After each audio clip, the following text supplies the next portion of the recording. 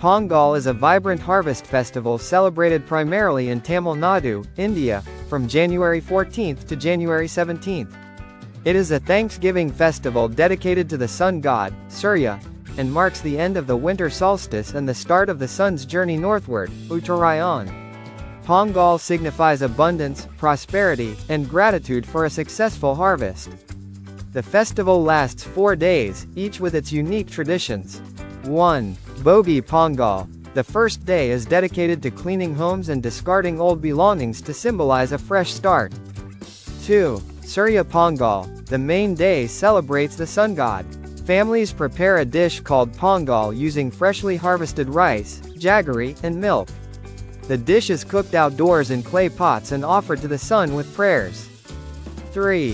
Matu Pongal. The third day honors cattle, especially cows and bulls, for their role in farming. They are decorated with garlands and worshipped. 4. Kanam Pongal. The final day is for social gatherings and family reunions.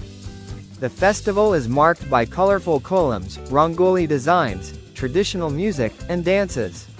Pongal reflects the gratitude of farmers to nature and promotes joy, unity, and prosperity, making it one of Tamil Nadu's most cherished celebrations.